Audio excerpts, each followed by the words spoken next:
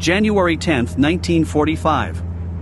An American Airlines Douglas DC-3-277B passenger aircraft operated passenger flight AA6001 on the route New York, Washington, Cincinnati, Memphis, Dallas, El Paso, Burbank. There are 24 people on board, 21 passengers and 3 crew members. The crew consisted of 2 pilots and stewardesses. The captain is a 38-year-old episode by Russell Macaulay. His total flight time is 6,315 hours. Co-pilot 25-year-old Robert Gaylord Aitner. His total flight time is 2,113 hours. Stewardess 22-year-old Lila Agnes Doken. At 9 o'clock hours, the DC-3 took off from New York and flew normally until it landed in El Paso, where a crew change took place. Due to poor weather conditions in Burbank, the destination was changed to Newhall with a non-stop over Burbank. And at 1:46 hours, with 21 passengers and 3 crew members on board, Flight 6001 left El Paso. The flight proceeded normally, and at 3:14 hours the air traffic controller reported to the crew about weather conditions in Burbank. Overcast sky with a cloud height of 688 feet, visibility 1/8 mile and light fog. 6 minutes later, at 3:20 hours, the crew received a message via the company radio operator from air traffic control in Los Angeles, according to which Burbank was cleared at an altitude of 3,608 feet. At 3:35 hours, the company controller transmitted that the previous instructions were still in effect, as he was unable to receive new instructions from the air traffic control center. At 3:42 hours, the controller transmitted weather information for Burbank as of 3:30 hours, which was the same as at 3 o'clock hours, except that the height of the clouds now ranged from 590 feet to 688 feet, after which it received an instruction to cancel the Burbank flight, as there was a need for an airplane at this airport. Los Angeles Air Traffic Control received information about this change and cleared the instrument approach.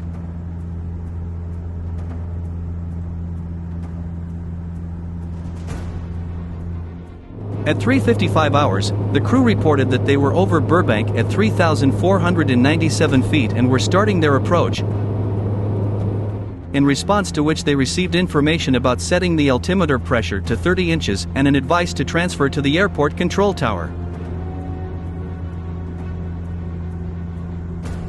At 4:06 hours at Burbank Airport, through gaps in the clouds, they saw how Douglas flew over the airfield with signal lights on, headlights off and retracted landing gear, after which at 4:07 hours the pilot for the first, and as it turned out for the last, time got in touch with the control tower and reported that he could not see the runway, so he was heading to the alternate airport, Palmdale.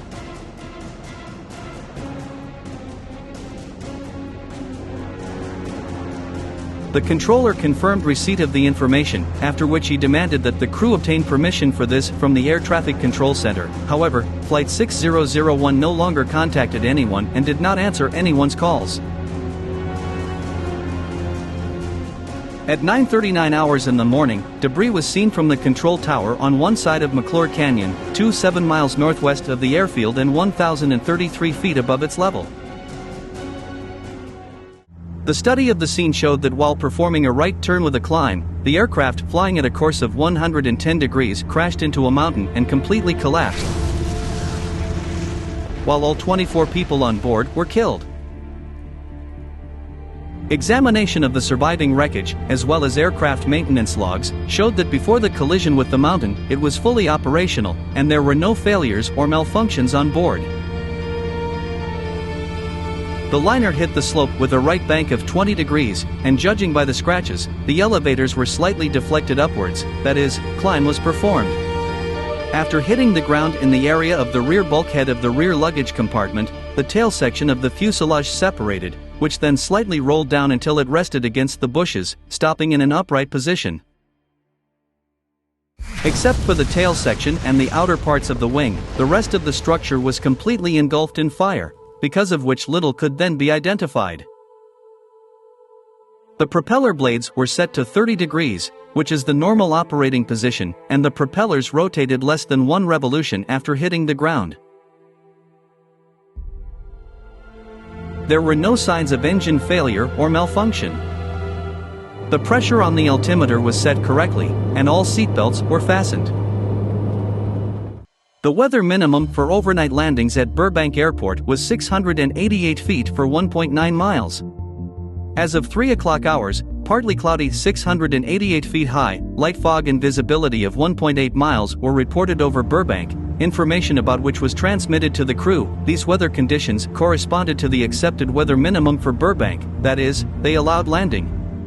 At 3:30 hours, the height of the clouds began to fluctuate between 590 feet and 688 feet, which was reported to the plane at 3:42 hours. However, the company dispatcher then estimated the height of the clouds by eye, estimating that it remained at the same level, and therefore did not request new weather data.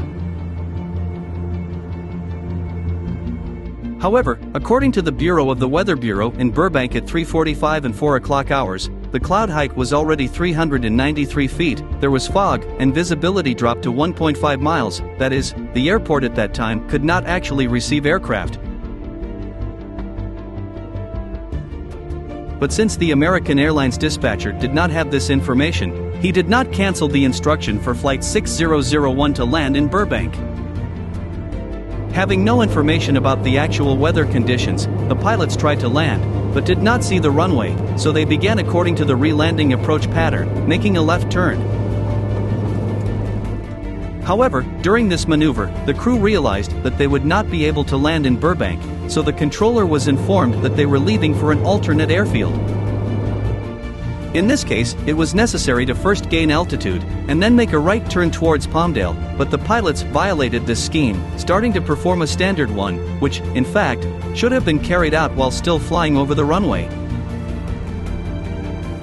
As a result, the aircraft, turning to the right, ended up east of the airport in an area of higher terrain, heading straight for the Verdugo Mountains. The main cause of the accident was called the error of the crew, who tried to perform a diversion to an alternate airfield according to the standard scheme. While before that he had already managed to turn on such a course, after which it turned out to be impossible to safely carry out the standard diversion scheme. The secondary reason was a disruption in the work of the airline's dispatcher, who was unable to receive and transmit important weather information to the crew in a timely manner, because of which the latter found himself in a difficult situation.